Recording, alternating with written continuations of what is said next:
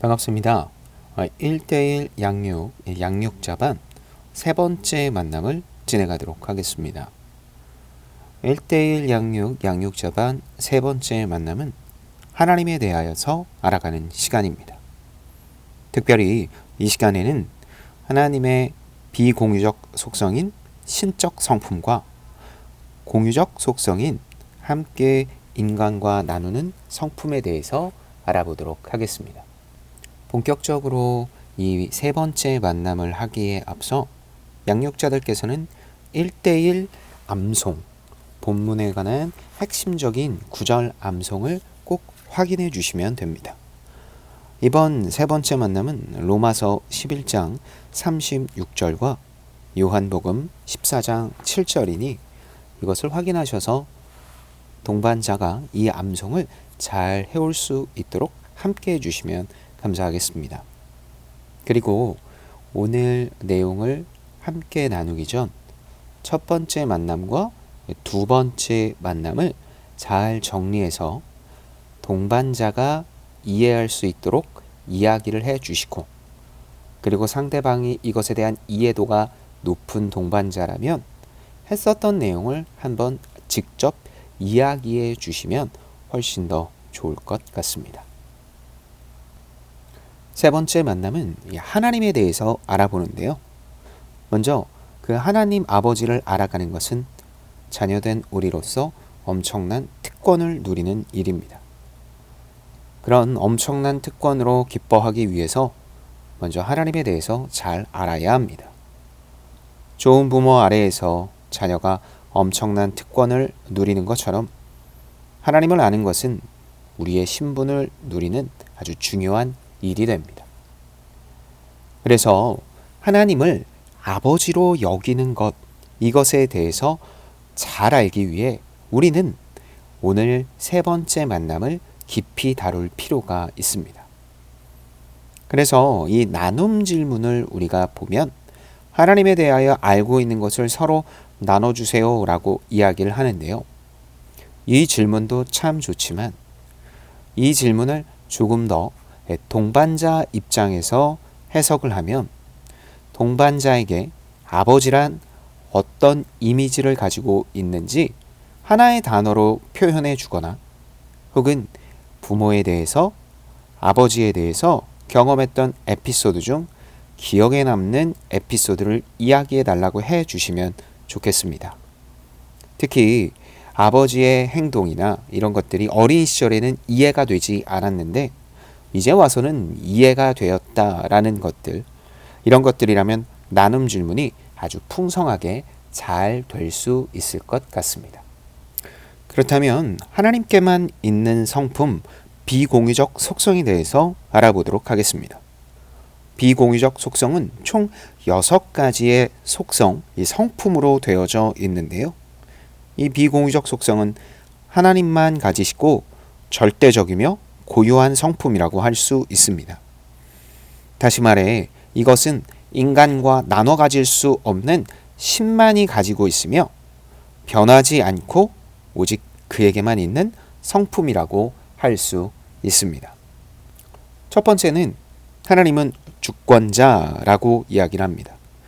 주권자는 어떤 뜻이며 나의 삶에 변화를 줄까요? 먼저 주권자는 하나님이 우리의 주인된 권리를 가졌다라는 겁니다. 하나님은 이 땅의 모든 것을 창조하시고 다스리고 심판하실 분임을 뜻하고 있죠.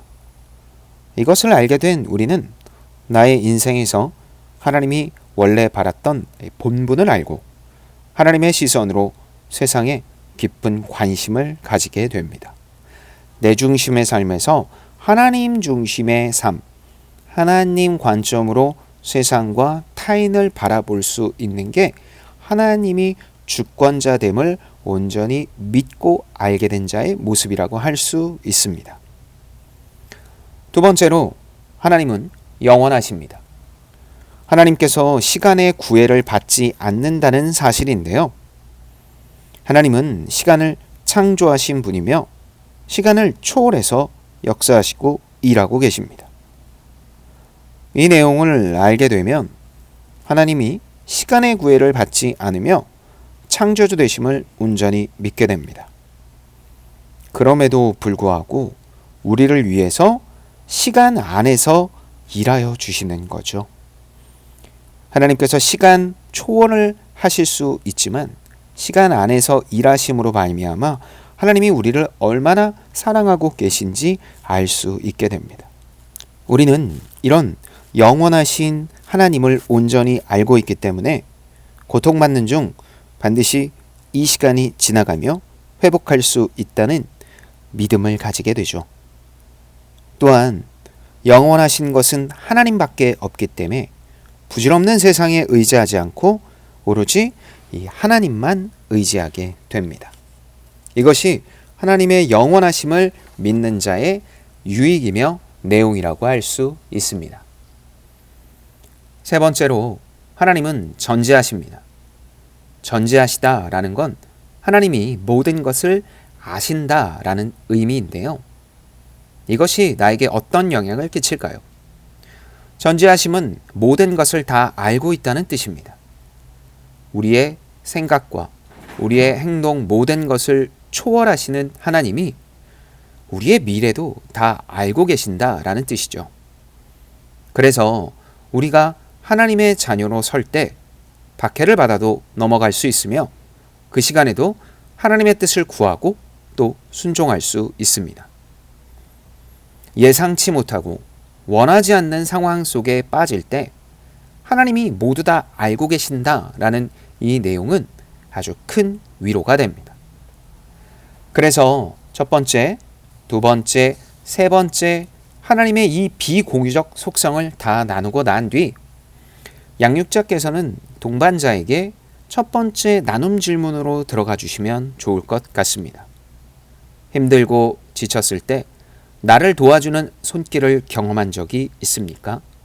그리고 그것을 넘어간 방법에 대해서 이야기를 나눠주시면 좋겠습니다. 하나님께서 나를 도와주시는 손길에 능력이 없어서가 아니라 모든 것을 아시는 분께서 그리고 영원하시며 주권자 되시는 분께서 가장 알맞은 방법으로 풀어가 주신 경험. 양육자는 이런 경험이 한두 번 꼭 있으실 겁니다. 그 위기를 넘어가고 돌아봤더니 그 위기를 넘어가는 힘을 하나님이 주셨으며 그 위기가 왜 필요했는지를 나눠주신다면 이 나눔 질문은 크게 도움이 될 것입니다. 계속해서 하나님의 비공유적 속성 네 번째부터 여섯 번째 내용을 나누도록 하겠습니다. 하나님은 모든 곳에 계신다라고 합니다. 이것을 조금 어려운 말로 편재성이라고 하는데요. 성경에선 천지에 충만하다고 이야기를 합니다. 하나님이 모든 곳에 계신다라는 건 하나님 앞에서 감추려고 해도 모든 것을 감출 수 없다는 뜻이 되겠죠. 하나님은 인간의 계획이나 생활 등 부족하고 부끄러운 모습에도 함께 하십니다. 우리가 좋은 계획을 세우고 바르게 살아가는 것만 보고 기뻐하시는 게 아니라 우리의 계획이나 생활에서 부족하고 부끄럽고 혹은 조금 많이 창피한 상황에도 함께 하십니다. 이렇게 항상 함께 하시는 하나님을 믿고 알게 되면 나 혼자만 있기에 빠질 수 있는 유혹에 빠지지 않게 되고 언제나 하나님이 내 곁에 계시기 때문에 의식하는 삶을 살게 됩니다. 자칫 이것이 청소년들이나 조금 나이 어린 사람들에게는 감시의 역할처럼 보일 수 있습니다. 그러나 이건 감시가 아니라 사랑의 눈길로 더 좋은 곳으로 가기 위한 부모의 시선임을 잊어서는 안 됩니다. 그래서 이 4번 문제에 하나님을 아버지라고 부르는 이유에 대해서 한 번 더 강조해 주시고 그 강조점을 통해서 이것이 감시가 아니라 사랑의 시선임을 함께 이야기 나눠주시면 감사하겠습니다. 다섯 번째 하나님의 비공유적 속성은 전능하심입니다. 하나님의 전능하심이 내가 어려운 상황에 빠졌을 때 어떤 유익이 있을까요? 하나님의 전능, 모든 것을 하실 수 있는 성품은 나의 삶에 그 어떤 어려움이 있어도 하나님을 의지할 수 있게 됩니다. 예를 들어 바울은 연약해질 수 있는 상황에서도 하나님의 능력을 의지하며 자신의 연약함인 간질과 여러 가지 상황까지 자랑할 수 있게 되죠. 다시 말해 우리의 삶에 있어서 어렵고 힘들고 지친 상황과 감정 속에서 모든 것을 하실 수 있는 하나님께 의지하고 기도하며 그분께서 풀어가 주심을 온전히 기대할 수 있게 된다라는 겁니다. 그게 하나님의 전능하심을 알게 된 자의 모습이라고 할 수 있습니다. 여섯 번째로 하나님의 비공유적 속성은 변치 않으심입니다. 변하시지 않는 하나님이 그것을 통해 우리가 얻는 유익은 무엇일까요? 어떤 상황에서도 변하시지 않기 때문에 인간의 약속과 다르게 하나님의 약속을 신뢰하게 됩니다. 인간 사이의 약속은 서로의 상황과 환경, 감정 등에 따라서 변하게 되죠. 그러나 하나님은 다양한 모습을 지니고 있어도 그 약속을 지킨다라는 것은 절대로 변하지 않습니다. 이것을 믿으면 어떤 상황에 처해도 하나님만 신뢰하고 어려운 상황과 환경을 극복할 수 있는 계기가 됩니다. 이렇게 하나님의 비공유적 속성 네 번째, 다섯 번째, 여섯 번째 내용을 다 이야기하고 난 뒤 이제 나눔 질문 두 번째로 넘어가 주시면 좋겠습니다. 어려운 일을 경험했을 때 크게 낙심이 되었지만 세월이 지나고 나서 그것이 오히려 큰 유익이 되었던 경험을 나눠주세요. 이것은 역전되었던 경험, 회복되었던 경험을 나누게 되었는데요. 앞서 첫 번째 나눔 질문과 연결이 되지만 이것은 둘 중에 하나만 나눠도 그래서 충분할 것 같습니다. 이렇게 나눔 질문을 다 하고 난 뒤 우리 양육자들은 동반자에게 신적 속성인 이 비공유적 속성이 우리의 삶에 하나씩 나타나기도 하지만 두세 개가 연합해서 나타나기도 합니다. 인내했더니 다 하시고 곁에 계셨음을 알게 되는 것처럼 우리의 삶에 신적 속성이 명확하게 하나씩 나타내기보다 두세 개씩 연결해서 나타나는 일들이 많이 있다는 겁니다. 그렇기에 이 신적 속성, 비공유적 속성을 잘 아는 것이 무척 중요하다. 삶에 쉽지 않은 것들을 넘어갈 수 있는 귀한 기반이 된다라는 사실을 우리가 함께 기억하면 좋을 것 같습니다. 이제 하나님과 사람 모두에게 있는 성품인 공유적 속성에 대해서 이야기해 보도록 하겠습니다. 공유적 속성은 하나님과 인간이 공통적으로 가지는 성품으로 인간과 비교해서 알 수 있는 하나님의 속성입니다. 이것은 인간이 신의 성품 중 꼭 닮아야 하는 것, 그리고 닮아갈 수 있는 것들을 알려주고 있는데요. 먼저 공유적 속성의 첫 번째는 인자입니다. 인자의 뜻은 무엇이고 이 뜻을 알게 된 후 우리는 어떻게 살아갈 수 있을까요? 먼저 인자의 뜻은 깊은 사랑에서 나오는 친절입니다. 그리고 하나님이 인간을 다루는 중요한 태도 중 하나가 인자입니다. 그렇다면 이 인자는 어떤 것이 인자한 것일까요? 이런 인자함은 시편 103편 8절에서부터 14절에 나오는데요. 노하기를 더디하는 등 하나님께서 철저히 낮아져서 인간의 시선으로 바라보게 되어지는 것. 그래서 신적 노력이 아니라 인간적인 노력을 신이 했다라는 뜻이 바로 이 인자입니다.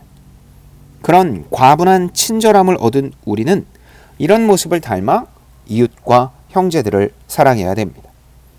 노하기를 빨리 하기보다 더디하며 마음을 굳게 여기기보다 돌이키고 용서하고 불쌍히 여기는 등의 모습을 지녀야 합니다. 우리는 이런 다양한 이웃과 형제, 자매들을 향해 끊임없이 인자한 태도를 가져야 하는데 이것은 단순히 타종교에서 이야기하는 성품의 가다듬음이 아니라 하나님의 성품을 공유했기 때문입니다. 그렇다면 우리는 이 질문을 통해 함께 나눠볼 수 있습니다. 이어지는 남는 질문에 이렇게 이야기를 하죠. 큰 대가를 치를 가치 있는 사람이 있었나요?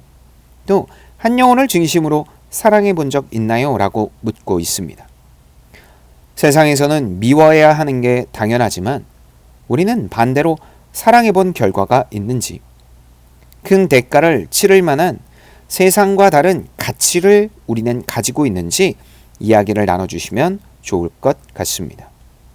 혹은 우리가 알고 있는 일반적인 이야기도 좋지만 내 개인의 양육자의 이야기가 드러난다면 이 부분에서 아주 큰 은혜와 사랑을 전달할 수 있을 겁니다. 두 번째 공유적 속성은 성실입니다. 성경이 이야기하는 성실의 뜻은 무엇이며 이런 뜻에 온전히 부합하려면 우리는 어떻게 해야 할까요? 먼저 성실은 거짓이 없고 참되다라는 뜻입니다. 이것은 성도의 성품이나 행동의 특성을 나타내는 말로서 인격적인 관계 안에서 이뤄낼 수 있다라는 것이죠. 앞서 시편 103편 8절에서부터 14절까지의 내용과 유사하게 모든 일에 원망과 시비가 없고 서로 복종하고 두렵고 떨림으로 지내는 모습이 있어야 합니다. 이 내용은 빌립보서 2장 12절부터 14절 그리고 또 15절까지 더 자세히 나와 있는데요. 이것을 동반자와 함께 꼭 읽어주시고 이 내용을 나눠주시면 좋겠습니다. 그렇다면 우리는 이렇게 성실하게 살려면 어떻게 해야 할까요? 먼저 흠없고 순결한 자녀됨을 믿어야 하고 동시에 어둠의 이 세상에서 진리를 끊임없이 선택하며 지낼 수 있어야 됩니다. 자칫 이런 성실은 세상이 이야기하는 꾸준함과 동일선상에 있을 수 있지만 성도의 성실은 스스로 인내하며 가다듬는 것과는 달리 하나님의 일하심을 닮아가는 성품. 그래서 비공유적 속성과 연계해서 하나님의 것들을 이뤄나가는 목적과 방향의 도구라고 할 수 있습니다. 그렇다면 이어지는 나눔 질문에 거짓 없는 신실한 태도를 통해 하나님을 기쁘시게 한 일이 무엇인지 나눠보시면 좋겠습니다. 특별히 양육자는 변하지 않을 것 같은데 하나님의 마음을 담아내기 위해서 성실하게 거짓 없이 참된 일을 선택했더니 나의 삶에 의외의 일들이 일어났다라는 것들. 그래서 세상과 다른 선택을 했더니 나에게 나타나는 선물과도 같은 상황을 나눠주시면 그 경험이 동반자에게 아주 큰 위로가 될 것입니다. 공유적 속성 세 번째는 의로움입니다. 이 의로움은 옳다라는 뜻을 가지고 있는데요. 하나님의 법에 나타난 도덕적이고 윤리적 규범에 대한 순응성, 순종에 관한 이야기를 다루고 있습니다. 흔히 이런 이야기를 성경에서 율법이라고 하는데 이런 율법은 우리 힘으로 온전히 지킬 수 없음을 강조해 주셔야 합니다. 율법을 내가 온전히 지킬 수 있고 내가 최선을 다해서 지키려고 만들어 놓은 게 아니라는 겁니다. 우리가 의롭게 산다는 것은 사랑을 핑계 삼지 않고 그리스도의 의를 옷처럼 덧입은 자로 닮아가는 것. 그래서 가이드이고 규범이라고 할 수 있습니다. 어두운 세상에서 옳은 선택을 위한 결정의 기준이 의로움입니다. 비록 어려운 일로 당하는 고난은 편재하시고 온전하신 하나님께서 풀어가신다라는 약속을 함께 이야기해주면 이 의로움은 훨씬 더 동반자에게 큰 위로가 될 것입니다. 그렇다면 이 나눔 질문에선 이렇게 이야기할 수 있겠죠. 불의한 모습을 보고 정의로운 판단을 내린 적이 있나요? 그 모습 속에 내가 불이익을 받을 수도 있지만 의롭다라는 것을 먼저 내세워서 판단하고 행동한 적이 있는지 나눠주시면 좋겠습니다. 특별히 사회적으로 비즈니스 영역에 있거나 경제적으로 불이익을 받을 수 있는 상황에서 옳은 일을 선택하는 것. 그것은 내가 용기가 있기 때문이 아니라 우리가 하나님과 공유적 속성을 가지고 있기 때문이고 그것이 바로 의로움을 나타내는 좋은 표현이라고 할 수 있습니다. 네 번째로 공의로움입니다. 공의는 나무 막대기, 공정한 기준이라는 뜻을 가지는데요. 영어로 캐논을 뜻하고 있죠. 공명정대한 나무 막대기는 인간의 사회적 지위, 경제적 상황, 외모 등으로 바뀌지 않는 모습입니다. 이런 공의는 하나님께서 우리의 다림줄된 모습으로 살아가게 하시죠. 앞서 이야기한 하나님의 공의적 속성 중 성실, 인자 등에서 끊임없이 나타났던 것처럼 하나님이 기준이 되어서 우리가 사소하다고 생각하는 것까지도 끊임없이 인식하고 하나님과 앞에서 온전한 옳음을 선택할 수 있게 됩니다. 자칫 이 공의로움과 앞서 의로움이 유사하게 보일 수 있는데요. 공의로움과 의로움의 차이는 다음과 같습니다. 의로움은 인간의 성품이나 혹은 신앙에 더 깊은 연관성을 가지게 됩니다.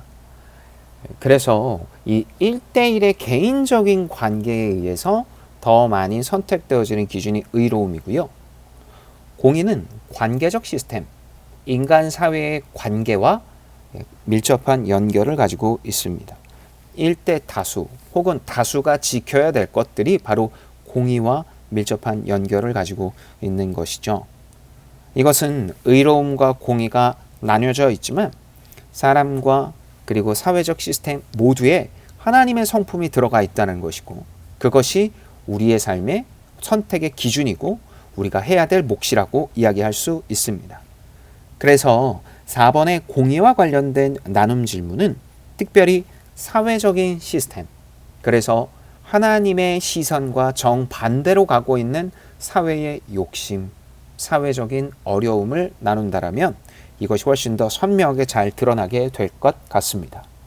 단순히 정치적 성향을 이야기를 하고 또 어떤 것이 옳다 그르다라는 것이 아니라 예수 그리스도가 시선을 가진 낮은 자, 어려운 자들을 향해 우리 사회는 얼마나 그 시선과 태도를 가지고 있는지, 그리고 그런 선택을 했었다라면 그것을 통해 우리가 경험하게 된 놀라운 은혜가 무엇인지 나눠주신다면 3번과 4번의 선명한 차이와 함께 우리에게도 큰 은혜가 될 것입니다.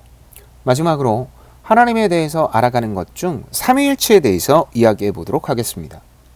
사실 이 삼위일체는 인간적으로 표현하는 것에 한계가 있습니다. 왜냐하면 삼위일체는 1 더하기 1 더하기 1은 1이다 라고 이야기를 하고 있기 때문이죠.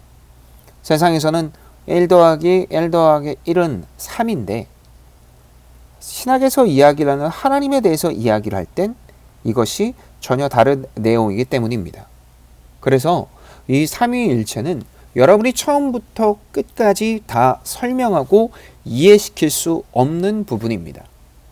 그럼에도 불구하고 이것을 하는 이유는 신의 일하시는 방법이 우리의 일하는 방법이며 우리가 기억해야 될 내용이기 때문입니다. 또한 삼위 되시는 하나님께서 서로를 가리키는 것들을 통해 다른 일하심이 있지만 공통된 목적 속에 있다는 것을 우리가 잘 알게 됩니다. 삼위 하나님은 서로 어떤 관계일까요? 먼저 예수님은 자신을 어떻게 소개하셨습니까? 예수님은 성부와 성자를 하나로 소개했습니다. 하나된 존재인 일체라고 말하는 것이죠. 그러나 동시에 예수님은 성부와 성자 또한 성령을 구별되는 존재로도 소개합니다. 이런 구별을 삼위라고 합니다. 이 말은 구별되나 분리는 되지 않는다라는 하나의 상태를 이야기하죠. 두 번째로 성령님은 누가 보내셨습니까? 성령님은 성부 하나님께서 보내셨습니다. 그렇다면 이 성령은 다른 말로 무엇이라고 부릅니까? 예수 그리스도의 영, 그리스도 예수와 밀접하게 연결된 존재임을 우리는 세 번째 질문을 통해 잘 알 수 있습니다. 여기서 삼위일체를 지나치게 설명하고 이해시키고자 이단적인 이론이 나온다라고 하는데 이것을 양태론과 다니엘신론이라고 이야기를 합니다. 양태론은 성부, 성자, 성령을 아예 셋 다 다른 존재로 보는 거죠. 한 분의 하나님의 세 가지 형태. 그래서 성부, 성자, 성령은 각각 다른 시기에 다른 형태로 나타났다고 합니다. 그래서 이걸 H2O 상태의 물로 표현하는데요. 얼음, 물, 수증기로 H2O 상태가 변하듯 하나님은 성부, 성자, 성령으로 나타났다고 비유적인 이야기를 합니다. 또 이것과 반대로 다니엘신론이라는 이단이 있는데요.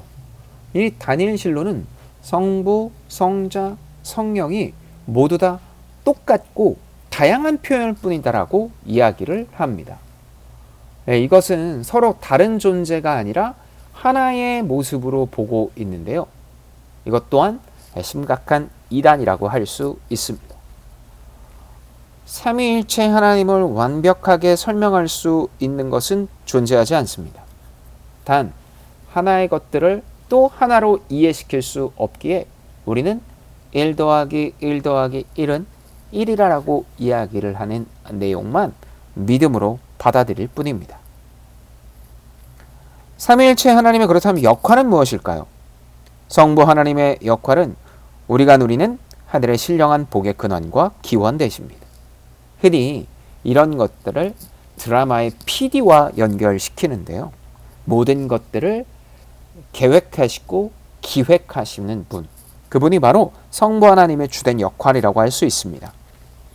그러면 성자 하나님은 무슨 역할을 하실까요? 신령한 복이 주어지고 받아들여지는 영역인데요. 이것을 또 드라마로 비교를 한다면 드라마의 주연 배우와 같다고 볼 수 있습니다. 그럼 성령은 무엇일까요? 성령은 신령한 복을 적용시켜 주시는 분인데요.